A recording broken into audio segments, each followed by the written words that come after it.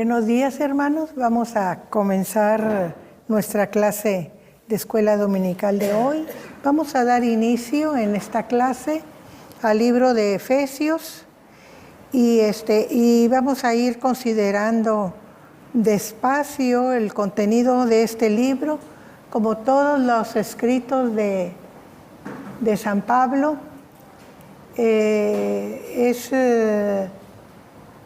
Vamos a decir, es trabajoso llegar bien al sentido de lo que nos quiere decir, porque tiene tanto de sus visiones, de las verdades espirituales, que le faltan palabras para explicarlo, para decirlo, y son tantas las palabras que usa en ese afán que a veces nos resulta difícil llegar al fondo de lo que él nos está enseñando.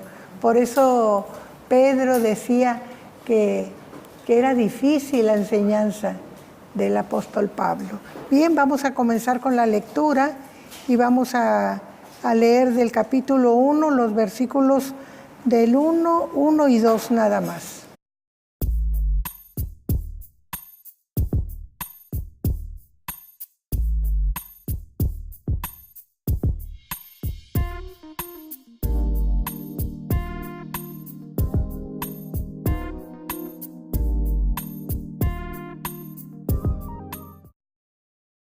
Nosotros vemos aquí, lo primero es la introducción con un saludo, ¿verdad?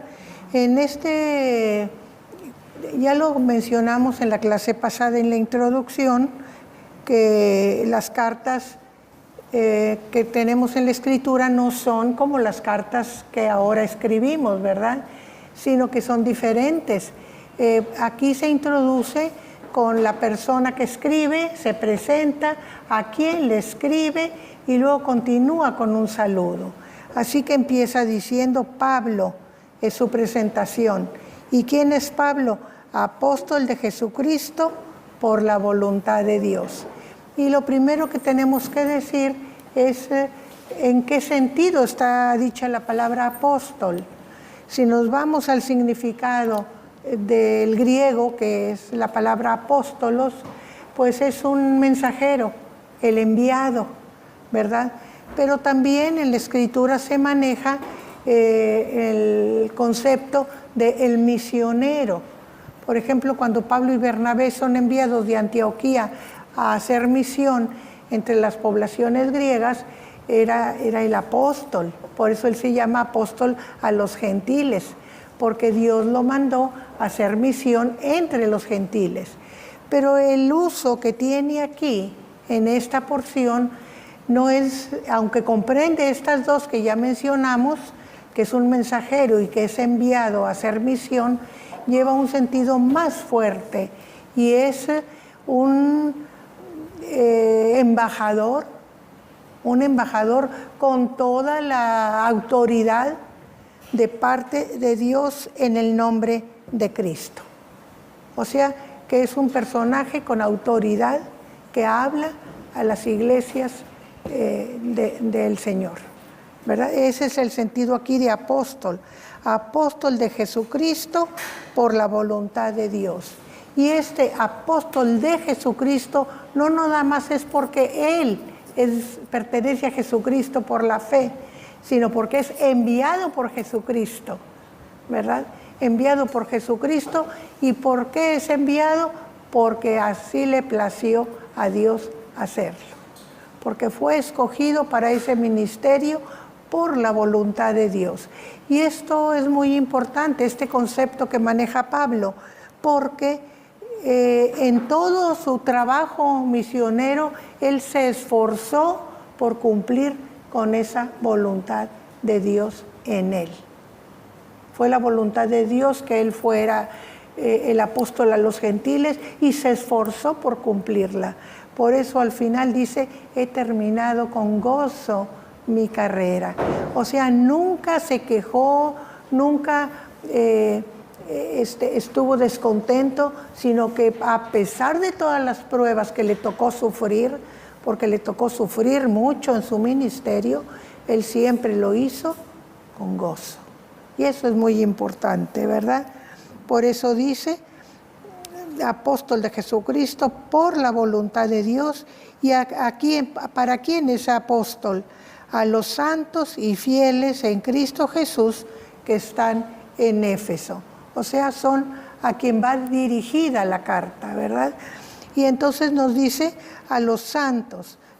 ¿Qué quiere decir? ¿Que son gente de altar? No.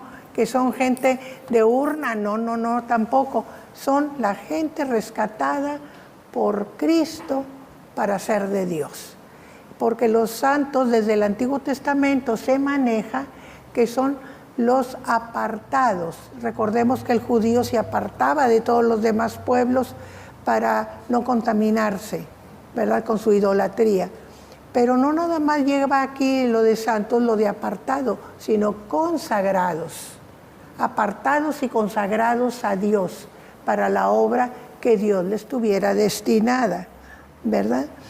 Y fieles, dice, fieles en Cristo Jesús, o sea, son santos y fieles en Cristo Jesús.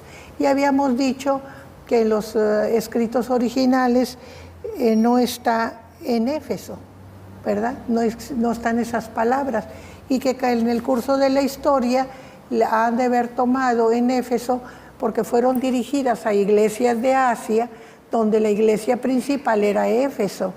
Y posiblemente se constituyó en guardiana de la carta y por eso al paso del tiempo se le pusieron las palabras iglesia que está, o los fieles santos que están en Éfeso. Y me corrijo que dije primero iglesia, porque esta carta, a diferencia de las otras cartas de Pablo, que están dirigidas a las congregaciones, a la iglesia, esta no.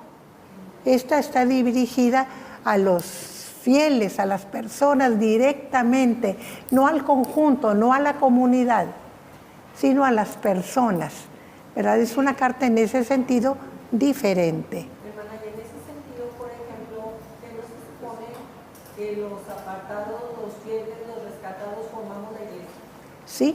Sí, pero es diferente. Cuando te refieres a la congregación, estás hablando de todo el conjunto.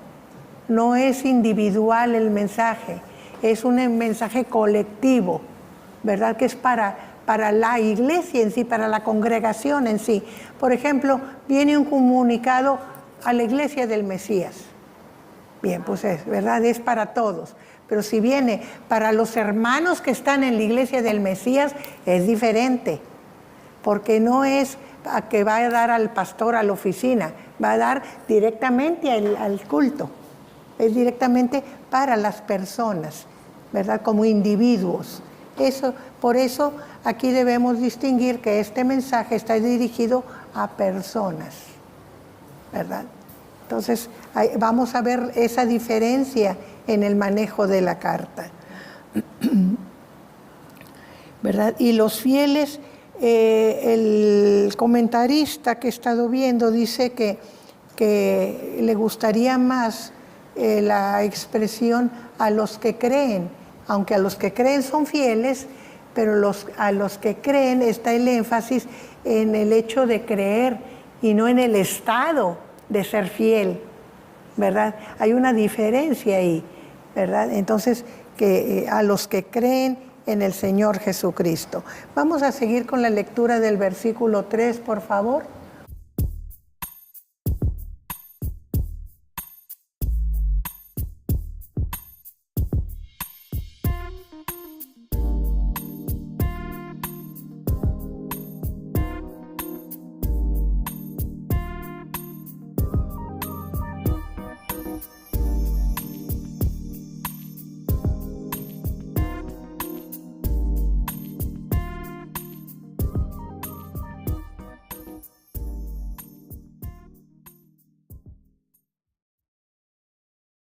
No, miren, en esta parte nosotros vemos cómo Pablo está procurando que en sus palabras sus lectores o sus oyentes, los que oyen la carta, aprecien el plan de salvación que Dios preparó para ellos, ¿verdad? está haciéndoles sentir la importancia de apreciar ese plan de salvación. Entonces empieza diciendo: bendito sea el Dios y Padre de nuestro Señor Jesucristo, que nos bendijo con toda bendición espiritual en los lugares celestiales en Cristo. Y bendito es una forma que desde el Antiguo Testamento es una forma de tratamiento para Dios. Porque cuando nosotros decimos bendito sea Dios, nosotros no estamos haciendo bendito a Dios. Dios ya es bendito. Es algo que Él es en sí mismo. Es un reconocimiento, es una alabanza. Es una forma de alabanza para dirigirnos a Dios. Bendito sea el Dios y Padre de nuestro Señor Jesucristo. El concepto de Padre es un concepto neotestamentario. No, se maneja en el Antiguo Testamento rara vez, y el que generalmente lo maneja es David. Es casi el único. O sea que es un concepto nuevo dentro de la teología de la Escritura. Por eso digo que es un concepto neotestamentario. Ese concepto de Dios como Padre se maneja ampliamente en el Nuevo Testamento, y el que lo pone en circulación es precisamente Pablo, ¿verdad?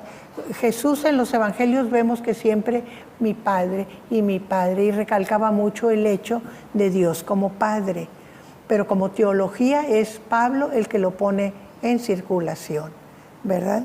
Bendito sea el Dios y Padre de nuestro Señor Jesucristo.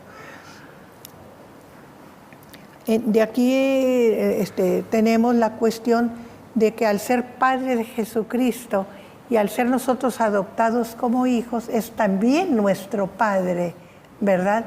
De ahí viene el concepto que llamamos a Dios Padre todos los cristianos. Y sigue diciendo que nos bendijo con toda bendición espiritual en los lugares celestiales en Cristo. Que nos bendijo con toda bendición espiritual.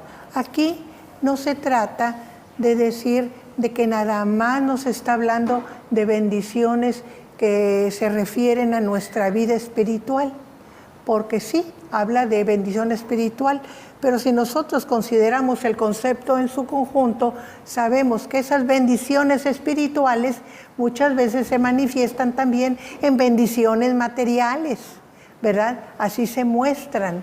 Pero lo importante aquí es que el origen de todas las bendiciones que tenemos de Dios vienen precisamente de esa bendición espiritual que constituye nuestra redención. El ser rescatados de la muerte y del pecado por el sacrificio de Cristo, que es lo que constituye nuestra redención. ¿Qué es la redención? Pues es el pago que hizo Jesús por nosotros, para que tuviéramos vida, porque estábamos, dice, muertos en nuestros pecados, ¿verdad? Y para que tuviéramos vida eterna. ¿Y cómo se lograba eso? Pues reconciliándonos con Dios, ¿verdad? Entonces, por eso habla de que tenemos bendiciones, que nos bendijo con toda bendición espiritual, ¿verdad? Y le digo, no nada más se refiere a la redención, a la justificación, a la vida eterna, a la glorificación después, sino que también están comprendidas todas las manifestaciones de esa bendición de tipo material, ¿verdad? Pero aquí lo está puntualizando el origen de toda bendición que tenemos de parte de Dios, y dice, en los lugares celestiales en Cristo. En los lugares celestiales se refiere a que todo proviene de Dios, toda bendición proviene de lo alto, ¿verdad? Entonces, son dadas allá y el Espíritu Santo nos las hace llegar a nosotros, ¿verdad? Es el origen de todas esas bendiciones. Sabemos que nuestra redención trae la justificación, ¿verdad? Es una consecuencia de la justificación. La justificación trae la reconciliación con Dios. La reconciliación con Dios trae la vida eterna, ¿verdad? Y y lo vamos a decir, lo que está para futuro en esa redención que ya tenemos, es la redención del cuerpo, que es lo que falta, que será cuando Jesucristo venga otra vez, ¿verdad? Pero ¿de dónde vienen todas esas bendiciones? De los lugares celestiales en Cristo Jesús. Y ya vimos un poco ese concepto de en Cristo, y el pastor nos ilustró bastante en su primera predicación del libro de los Efesios lo que esa expresión en Cristo significa, ¿verdad? Es el ser parte de Cristo, nuestra vida estar imbuida en Cristo, en ser el cuerpo de Cristo, ¿verdad? Como iglesia, la cabeza está en el cielo, pero su cuerpo está aquí en la tierra, ¿verdad? Nosotros como la iglesia somos la boca de Cristo, las manos de Cristo para bendecir, para hacer algo por los demás, para hablar de las bendiciones de Cristo, nuestro corazón para sentir las necesidades de los demás, nuestros pies para ir, caminar y llevar el mensaje a todos lados. Entonces nosotros, la iglesia, somos el cuerpo de Cristo, ¿verdad? Pero en la cabeza está en los cielos. Por eso nos está hablando de todas esas bendiciones, ¿verdad?, que vienen de los lugares celestiales en Cristo. Y sigue diciendo, según nos escogió Él antes de la fundación del mundo, para que fuésemos santos y sin mancha delante de Él. Aquí está hablando San Pablo de la elección que hace Dios de nosotros, ¿verdad? Dice, nos escogió. Cuando nos escogen, es que nos están diciendo tú y tú, ¿verdad? Antes de la fundación del mundo, para que fuésemos santos y sin mancha delante de Él. Aquí está haciéndonos referencia a que lo que Dios escoge es puro. Y no nos escoge Dios porque seamos puros, sino porque espera, tiene un objetivo para nosotros. Y eso es lo que aquí en esta sección vamos a ver. La elección es la segunda parte de algo que hace Dios, pero Pablo lo presenta primero. Ahorita vamos a ver la primera parte, ¿verdad? Y cuando habla de santos y sin mancha, está haciendo remembranza del Cordero sin mancha que se ofrecía a Dios para el perdón de los pecados, ¿verdad? Que todo lo que va delante de Dios es santo, puro, sin mancha, sin defecto, ¿verdad? Y Él nos escogió. Ese es el propósito de Dios para nosotros al elegirnos. No porque ya seamos puros y sin mancha, sino porque el propósito de Él es llevarnos a eso. ¿Cómo lo traducimos en el lenguaje más desarrollado? Llevarnos a la santidad, ¿verdad? Eso es puros y sin mancha. Para eso nos escogió, para eso nos eligió, ¿verdad? O sea, Dios, como un ser inteligente, planea y tiene propósitos. Entonces, el propósito de Dios era que nosotros, por medio de Cristo, fuéramos aceptos delante de Él y llevarnos en ese proceso, ¿verdad?, de santificación, que aquí se expresa como santos y sin mancha delante de Él, en amor, habiéndonos predestinado para ser adoptados hijos suyos por medio de Jesucristo, según el puro afecto de su voluntad.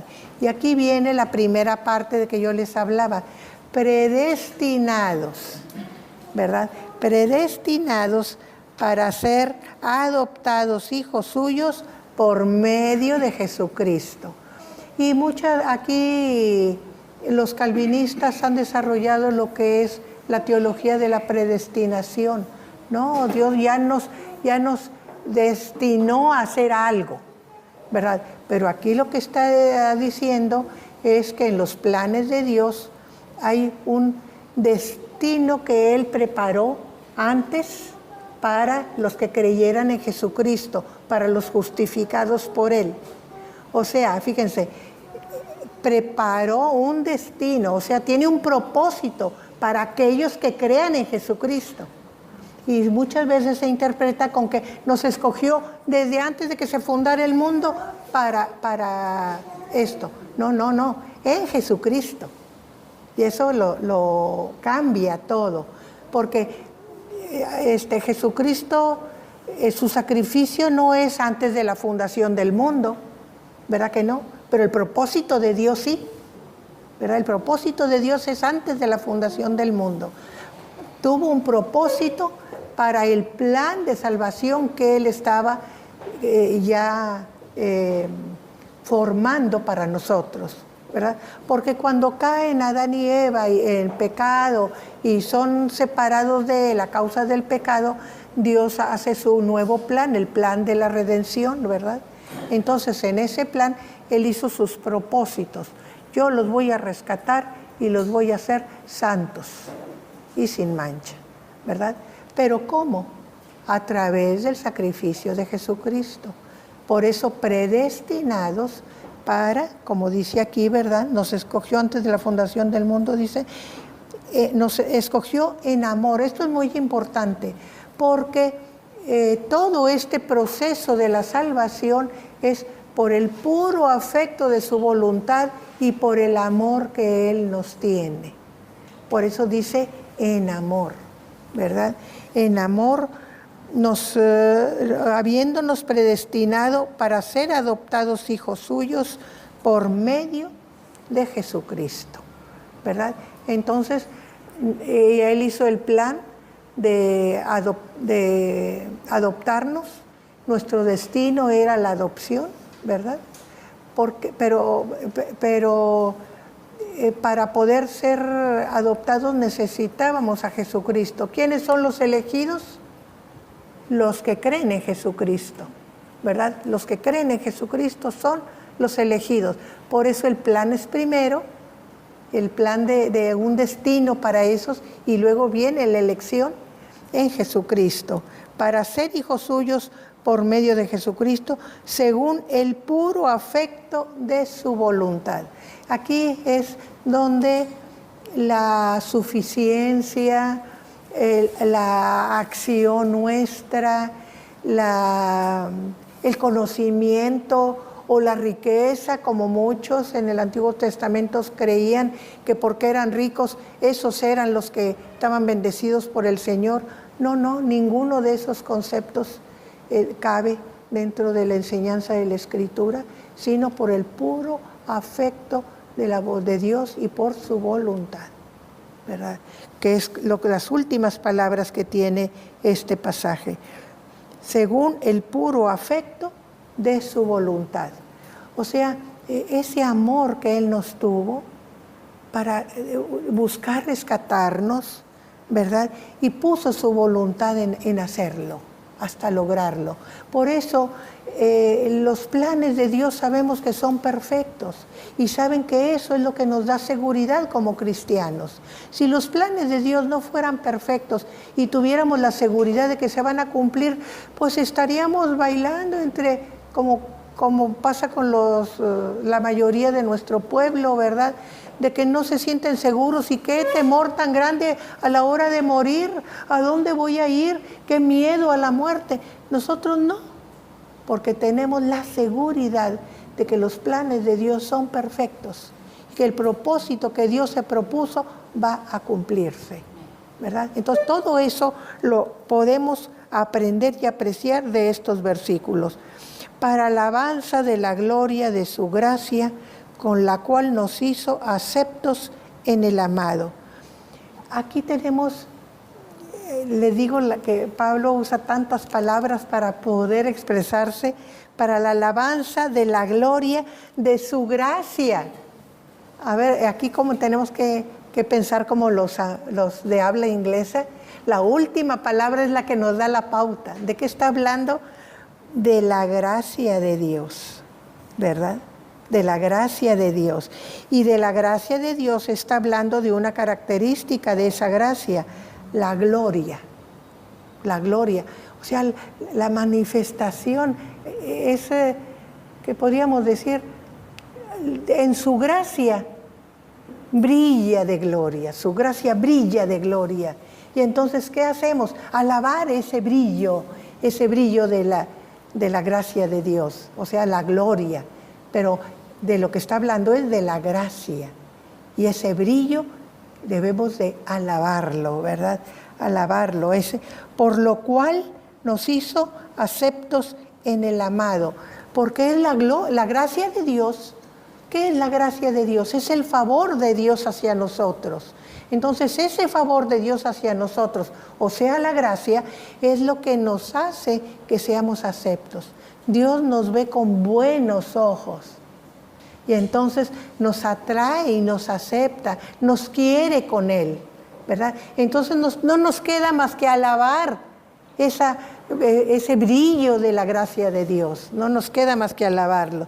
¿Por qué? Porque eso es lo que hace que seamos aceptados por Dios, pero no nada más porque somos muy bonitos, muy buenos, muy especiales, sino en el amado, en Jesucristo, porque ha amado de tal manera a su Hijo que en Él nosotros somos aceptados por Dios. ¿Por qué?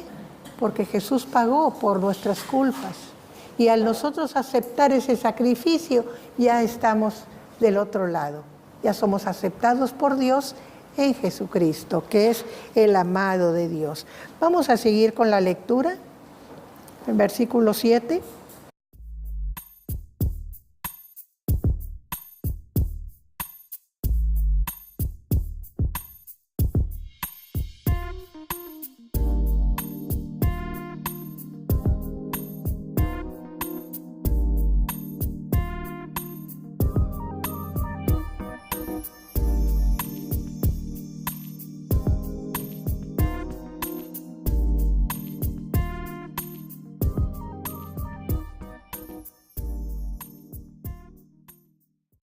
En este pasaje que vemos lo que les decía yo, el saber apreciar el plan de salvación, la manera como nos expuso todo ese trabajo que Dios hizo en Cristo para nosotros, es el plan de salvación, ¿verdad? Y que lo apreciemos, que vale mucho, que estemos rebosando de gozo, porque tuvimos oportunidad de ser elegidos para ser hijos de Dios, ¿verdad?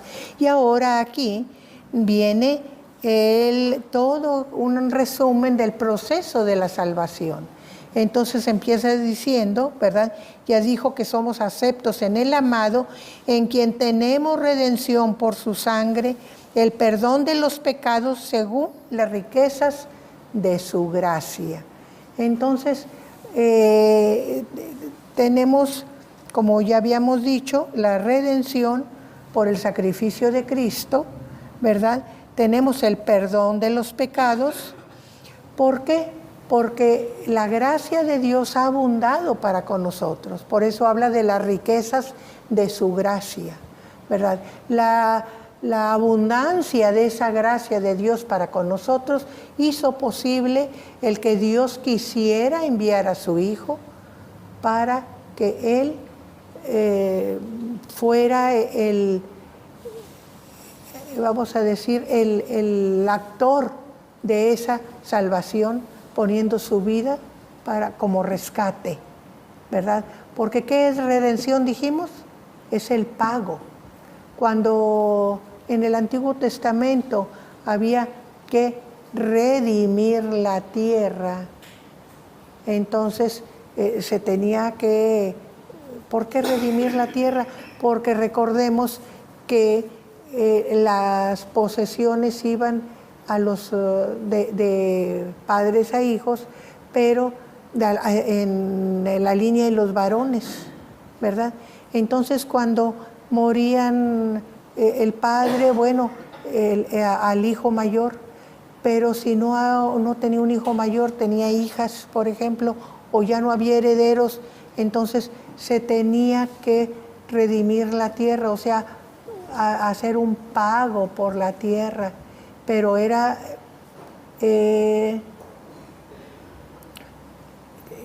una forma de pasar una herencia y que quedara en manos de varones.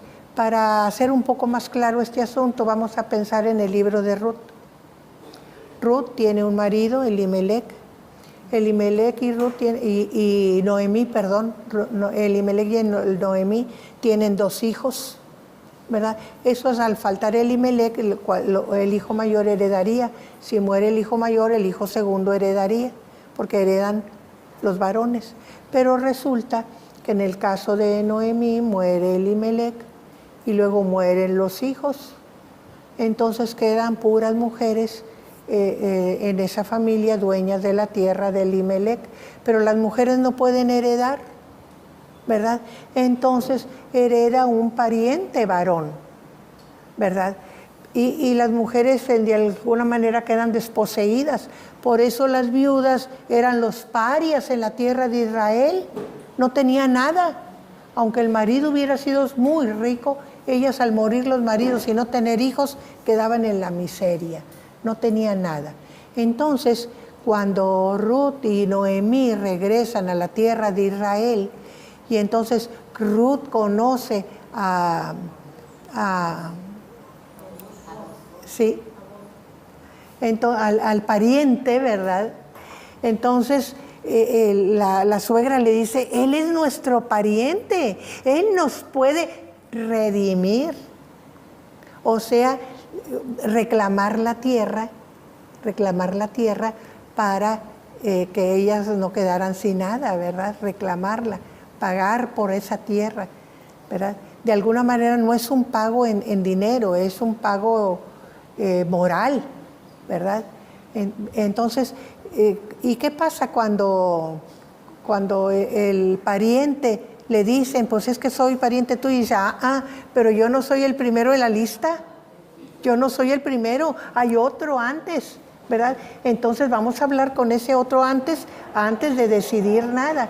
Y entonces se va y habla muy tempranito con él y le dice, ¿quieres redimir la tierra que es de Noemí, de sus hijos, etcétera, etcétera? Y dice, sí, pero te tienes que casar con Ruth. No, porque echaría a perder mi tierra, para que le levantes heredero. No, echaría a perder mi tierra, paso, quédate tú con el derecho, ¿verdad?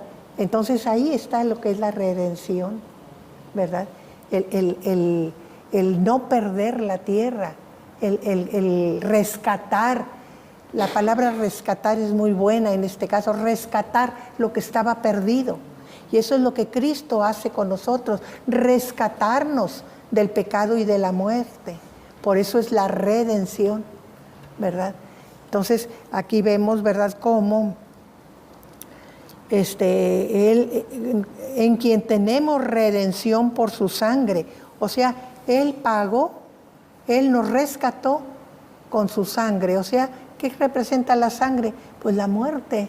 O sea, está entregando su vida en pago por nuestro rescate. En quien tenemos redención por su sangre y el perdón de los pecados según las riquezas de su gracia. Ya dijimos que es tal la abundancia de gracia de Dios para con nosotros, que habla de riquezas de su gracia. Y sigue diciendo que hizo sobreabundar para con nosotros en toda sabiduría e inteligencia. Esa gracia abundante de Dios no nada más es abundante, sino que la hizo sobreabundar para nosotros, fíjense, para con nosotros, ¿y cómo sobreabundó? En toda sabiduría e inteligencia. Y aquí estamos hablando de la sabiduría no del mundo, sino de la sabiduría que viene de Dios. Sabiduría en el conocimiento de Él e inteligencia. Aquí dice, el Antiguo Testamento nos dice que la inteligencia es el obedecer al Señor, el buscar al Señor, el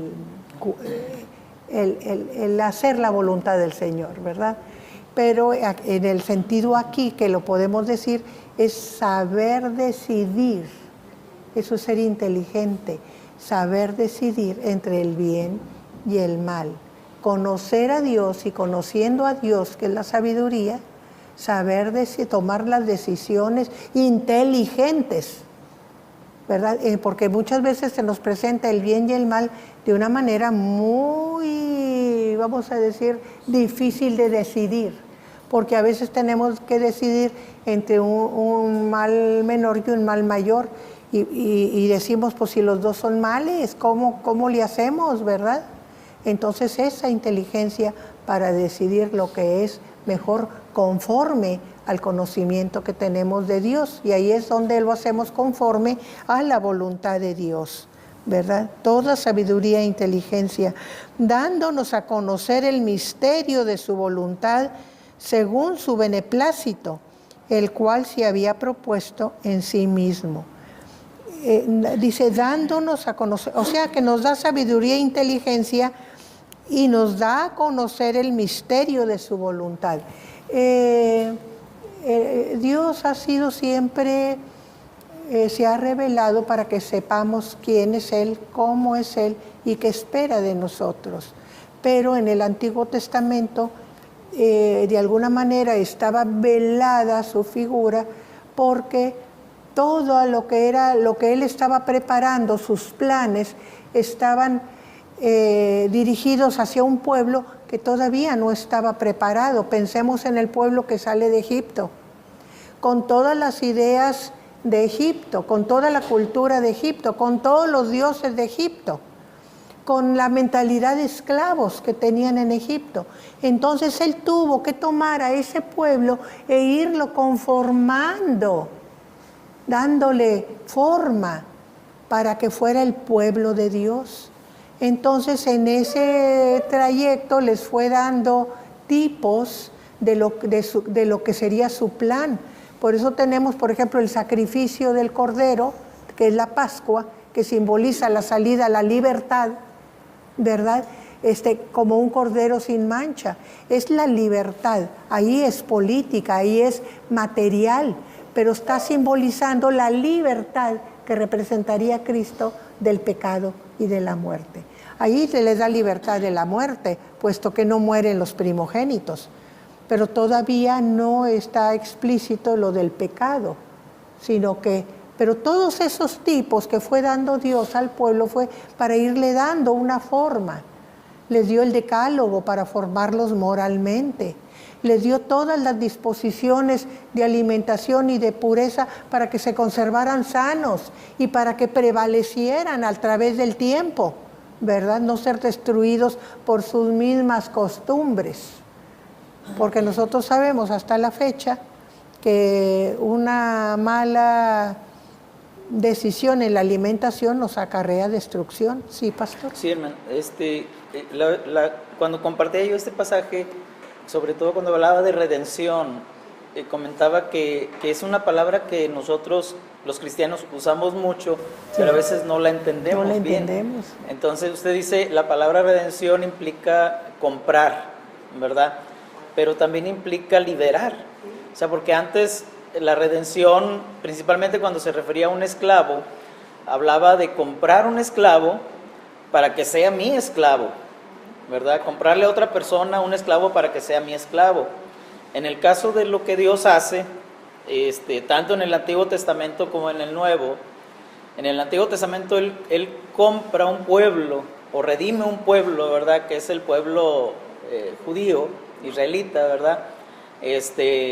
Pero no los esclaviza, sino que Él los lleva al monte y ahí les dice cuáles son sus planes para ellos. Si vosotros, ¿verdad?, obedeciereis y todo, seréis un pueblo de sacerdotes y gente santa, seréis mi especial tesoro, pero no los está obligando, les está diciendo ofreciendo, ¿verdad? Sí. Exactamente, y el pueblo acepta. El pueblo dice, todo lo que Jehová ha dicho haremos y obedeceremos. Con nosotros sucede igual por medio de Cristo. Cristo nos redime, nos compra, ¿verdad?, de la esclavitud del pecado, de la esclavitud del enemigo, en la cual estábamos, perdona nuestros pecados, pero no nos redime para esclavizarnos. Él nos da libertad y en esa libertad Él nos ofrece, ¿verdad?, una vida nueva y nosotros voluntariamente, esa es la diferencia, que voluntariamente aceptamos sus condiciones, aceptamos ser siervos de Él, ¿verdad? Pero eso es por voluntad propia, ya no es por obligación, porque me compró, porque estoy obligado. Entonces, esa es la gran diferencia entre la redención común y la redención que Dios hace a través de Cristo para nuestras vidas. Sí. Lo que el pastor dice nos aclara el punto pero también yo quiero agregar algo. Cuando un esclavo podía juntar dinero para pagar su rescate, lo pagaba y era libre, ¿verdad? O sea, él mismo, esta idea, tanto la de la adopción, viene del derecho romano, ¿verdad? Porque la esclavitud era un sistema social, en que se vendían y se compraban personas, ¿verdad? Y si alguien quería libertar a una persona, le pagaba al dueño y quedaba libre. Eso es muy importante, como dice el pastor, la libertad que da la redención, la libertad. Pero él mismo se podía liberar pagando su propio precio, ¿verdad?, a su dueño. Entonces quedaba libre, ¿verdad? Aquí nosotros vemos que Pablo está haciendo hincapié en esa obra de gracia que hace Dios por medio de Cristo al redimirnos, al liberarnos, ¿verdad? Y también dice que esa inteligencia que nos dio, nos la da para darnos a conocer el misterio de su voluntad. ¿Por qué? Porque la voluntad de Dios para con nosotros como que está medio escondida. Los judíos nunca la entendieron del todo a todo porque no aceptaron al Señor Jesucristo. Entonces, poder entender, si ustedes, como dijo el pastor, manejamos mucho la palabra redención, pero a veces no entendemos de qué se trata. Esos son los misterios para los cuales Dios nos dio inteligencia, como dice aquí, ¿verdad? Que nos dio sabiduría e inteligencia para darnos a conocer el misterio de su voluntad, para que entendamos por qué tiene esos propósitos para nosotros, por qué su voluntad está en que nos reunamos con Él, en que seamos sus hijos, ¿verdad? Entonces, para conocer a fondo, Él nos da esa sabiduría y esa inteligencia. Y eso se lo había propuesto, dice, en sí mismo. Nadie lo obligó, no tenía ninguna, simplemente por amor, por propia voluntad y por afecto. Lo hace Dios, ¿verdad? Para con nosotros. ¿Y cuál es la voluntad que Él tiene? Vamos a decir, el propósito de final.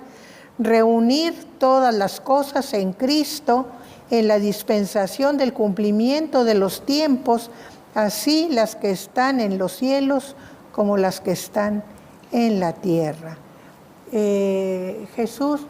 Aquí Pablo está hablando de lo que Dios desea, reunir todas las cosas en Cristo, poner a Cristo como la máxima autoridad sobre todas las cosas. Y eso lo habla Jesús mismo en el Evangelio de Mateo, cuando dice, toda potestad me es dada en los cielos y en la tierra. Ese es exactamente lo mismo que está diciendo Pablo aquí, ¿verdad? Pero en aquel caso lo dice Jesús mismo y aquí lo está enseñando Pablo, de reunir en Cristo todas las cosas, ¿verdad? ¿Cuándo? En la dispensación del cumplimiento del tiempo. O sea, cuando Dios tenga previsto que ya es el momento de que eso suceda, reunir todo en Cristo. ¿Y qué es el todo? ¿En qué consiste el todo? Pues es las cosas que están en los cielos, y recordemos que en los cielos se maneja muchísimo. Están los patriarcas, están los ángeles, los arcángeles, está toda una legión, todo un ejército celestial. Pues todo lo que está en el cielo, reunirlo en Cristo, pero también lo que está en la tierra. Y en la tierra pensemos la naturaleza, ¿verdad?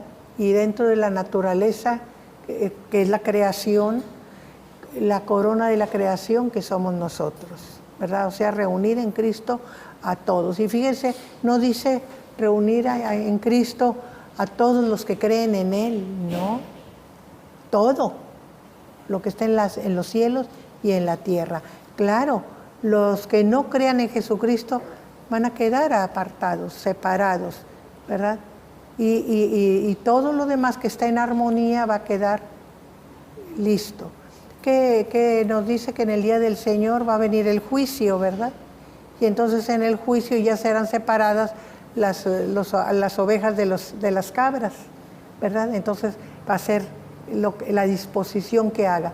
Pero ya hecha esa disposición del juicio, todo reunido en Cristo, los cielos y la tierra. Nos dice también San Pablo en otro pasaje que a la misma tierra espera la redención, gime, dice, esperando la redención. Y Isaías nos habla de ese pasaje de la redención cuando dice que llegará el día en que el león estará con el cabrito, ¿verdad? O sea, que no habrá desarmonía en el mundo, en toda la naturaleza va a haber que el niño niño de pecho podrá jugar junto a la cueva del áspid, ¿verdad? No habrá ninguna violencia en todo su santo mundo. Sí, de hecho, hermana, si me permite, eso está hablando de un regreso al estado original de todas las cosas, ¿verdad? Sí. Porque, hermanos, si ustedes ven en Génesis, aún para los animales, no había animales carnívoros. Aún para los animales, dice, toda planta será para comer. Entonces no había animales carnívoros, por lo tanto no había, como dice la hermana, esa violencia, ese ataque, ¿verdad?, de un animal a otro.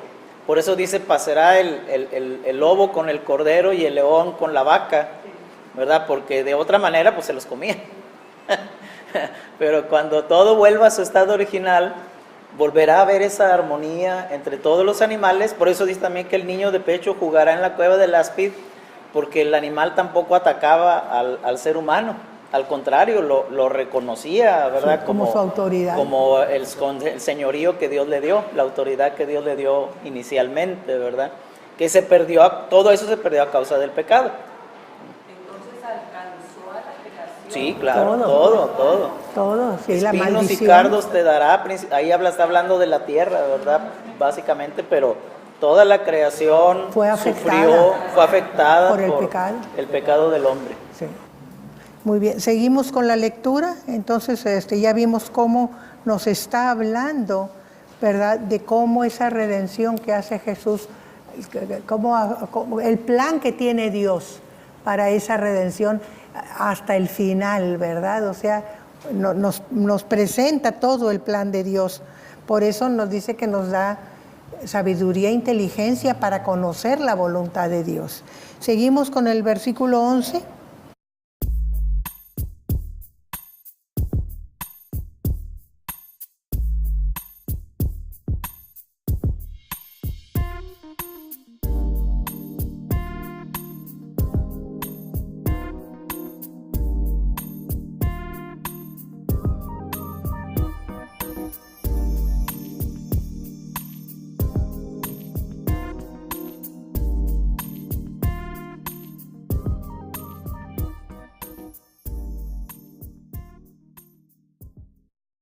Miren, dice, en él asimismo, o sea, sigue hablándonos Pablo de todo lo que tenemos, porque Pablo quiere no nada más que apreciemos el plan de salvación, sino que reconozcamos las bendiciones que tenemos, que se derivan de esa redención, tantas bendiciones que tenemos.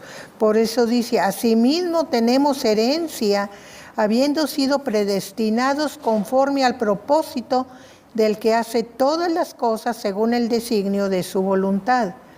Entonces tenemos herencia, y aquí hay una idea doble, porque nosotros heredamos como resultado de nuestra redención la gloria de Cristo, al ser coherederos con Cristo.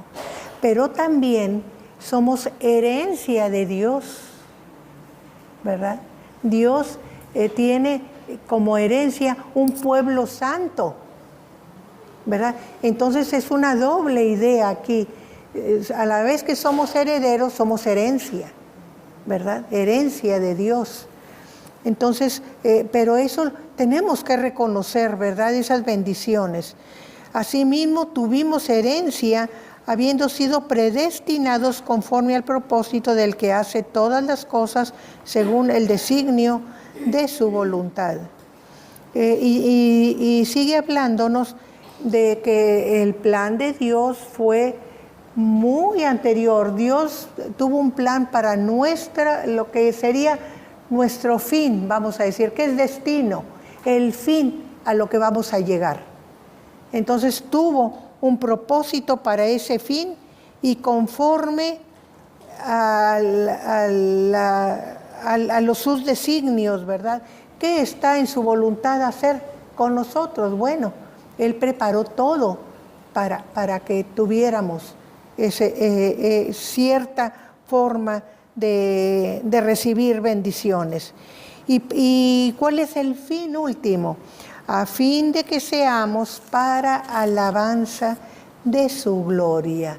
O sea, que Dios ha preparado todo para que su gloria se muestre en nosotros, como sus hijos, como fieles, como santos, como pueblo especial.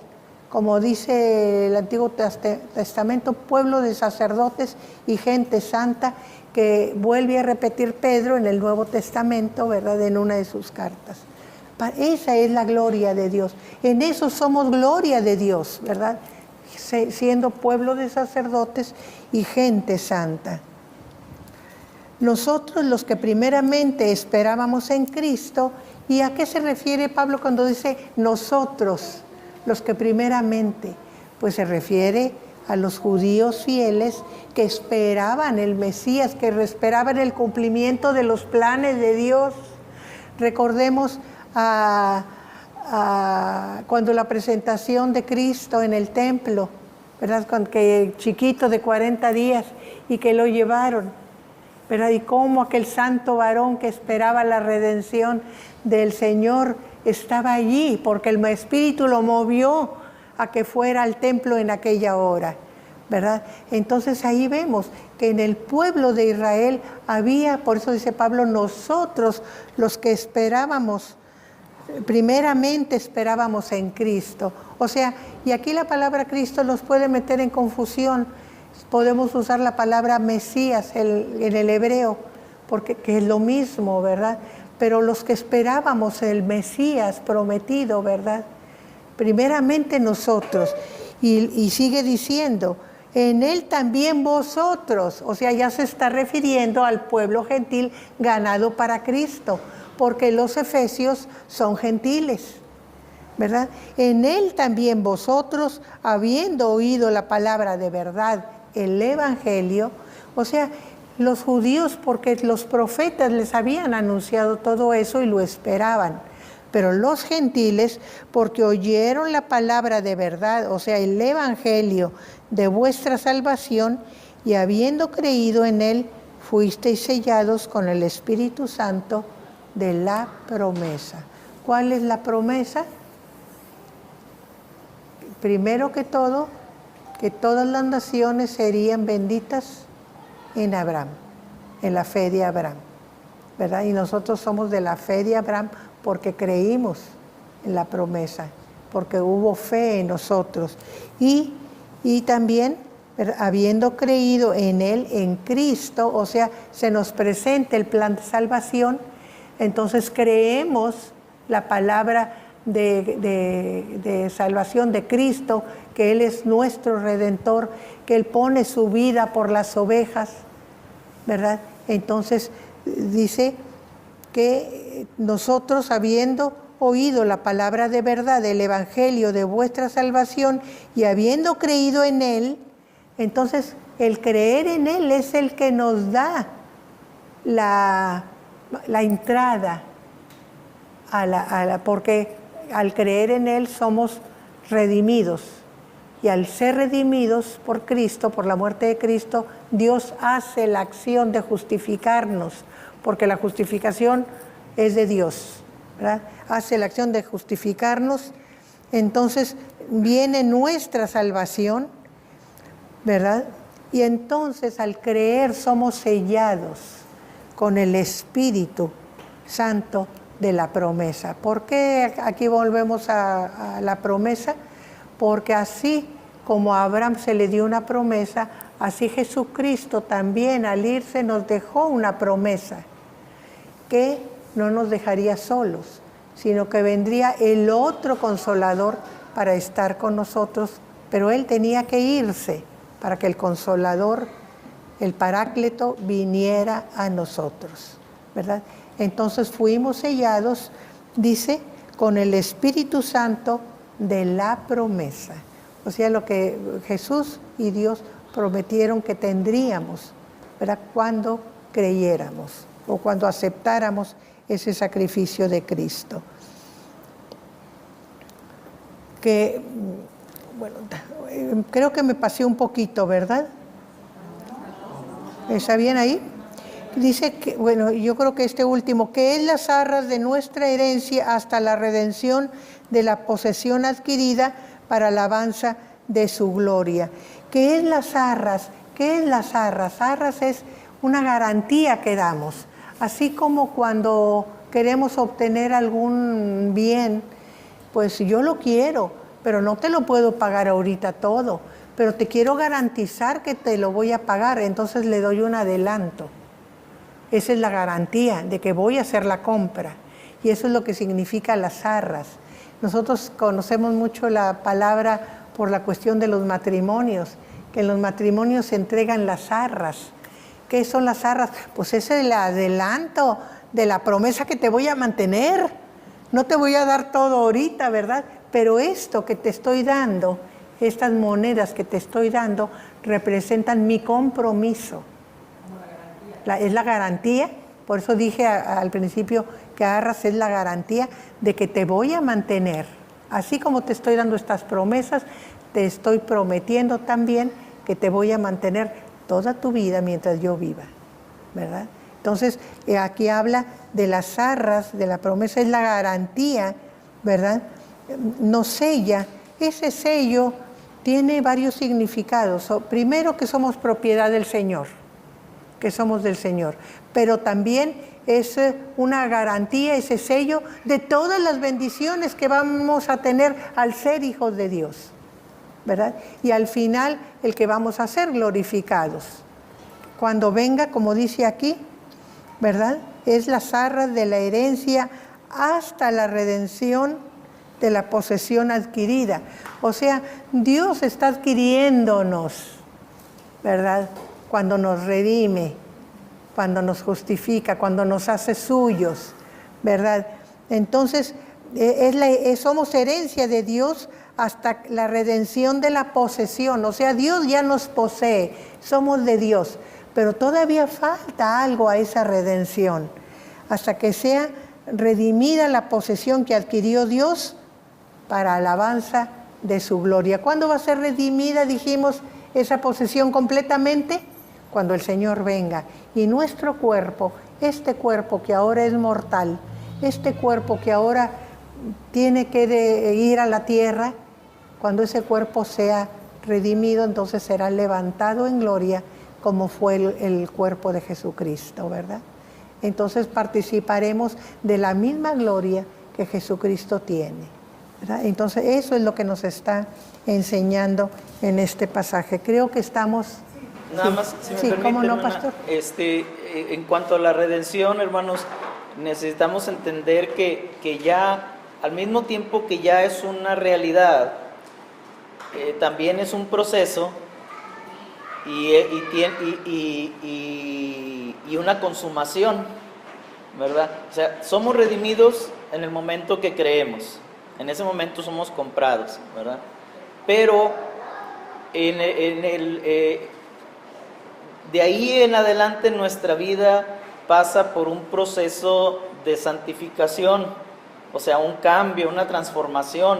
Día con día nuestra vida por el Espíritu Santo va siendo transformada a la imagen de Jesucristo, ¿verdad? Y ese es el proceso de la redención. Pasar de la imperfección a la perfección. Y luego está la redención consumada, que es lo que decía la hermana, que eso sucederá cuando nuestro cuerpo, que es el único que no ha sido redimido hasta ahorita, ¿verdad? Porque nuestro cuerpo todavía sigue sujeto a la esclavitud de la enfermedad, a la esclavitud de la muerte. Pero cuando sea consumada y entonces vendrá la glorificación, donde nuestro cuerpo entonces será glorificado, ¿verdad? Ya no solamente será redimida nuestra alma y nuestro espíritu, sino también nuestro cuerpo, y entonces se consumará la redención. Esto es lo que dice aquí, por eso dice aquí, hasta la redención de la posesión adquirida. O sea, lo dice como algo futuro, ¿verdad? Por eso da unas arras, que es el Espíritu Santo, como una prueba, sí, ¿verdad? Un adelanto, ¿un qué? Una garantía. Una garantía de que eso va a suceder, ¿verdad? Aún no sucede, aún no lo tenemos, pero va a suceder, por eso nos da esa garantía, ¿verdad? Entonces entender que la redención no es en un momento, sino que tiene esas tres partes, una realidad, un proceso y una consumación. Por eso en Romanos capítulo 10, me parece, dice que ahora está más cerca de nosotros nuestra redención que cuando creímos. Y eso pudiera, bueno, entonces, ¿soy redimido o no soy redimido? Sí, somos redimidos, pero cuando habla de que está más cerca nuestra redención, está hablando de la consumación de la redención. Es decir, estamos en el proceso. Ahorita estamos en el proceso. Si ya creímos, estamos en el proceso, ¿verdad? En el proceso de transformación, de cambio, de santificación. Y cuando nuestro cuerpo sea glorificado, entonces será la consumación. Es importante que nos quede bien claro, para nuestra seguridad como creyentes, que la redención espiritual ya está hecha. Ya somos hijos de Dios. Ya espiritualmente ya pertenecemos al reino de Dios, ¿verdad? Por eso dice que nuestra habitación no está aquí, sino está en los cielos, ¿verdad? Entonces eso ya está hecho, no hay problema. La otra parte es lo físico, cuando se dé lo que nosotros vemos ahorita como material, entonces será cuando vengan los cielos nuevos y la tierra nueva. Digámoslo de otra manera, pero que puede significar lo mismo, la parte humana. Sí, la parte material. La parte material. Material humana es todo. Sí. Nuestro espíritu es humano, nuestra alma es humana. Sí, me refiero al cuerpo, a lo que estábamos hablando. La carne. Sí, así es. Sí, eso es lo único que falta de redimir, ¿verdad? Pero nuestra redención espiritual ya está hecha. Ya somos hijos de Dios. Todavía en nuestro cuerpo coexiste la carne, junto con el espíritu, ¿verdad? La carne no quiere decir es el músculo, sino la carne es aquello que nos inclina a hacer lo malo. Los deseos humanos. Sí, los deseos de la carne, como dice la Biblia. Entonces, aún de eso vamos a ser redimidos. Ya cuando seamos glorificados y nuestra redención sea consumada, ya la carne no va a existir en nosotros. Sí, porque eso, o sea, es bien importante. Porque cuando nosotros conocemos a Cristo, impera nuestro deseo humano, nuestros deseos humanos, es decir, la carne, lo que la Escritura habla como la carne. Y eso es lo que va estando en proceso. Exacto. Que siempre teniendo este cuerpo, materialmente hablando, va a estar en combate la lucha espiritual con la lucha humana de los deseos humanos. Entonces, ese es el proceso, ¿verdad? Es el proceso, la lucha entre la carne y el espíritu. Sí. Muchas gracias, hermanos. Vamos a quedarnos allí para continuar la próxima clase con el versículo 15. Y muchas gracias.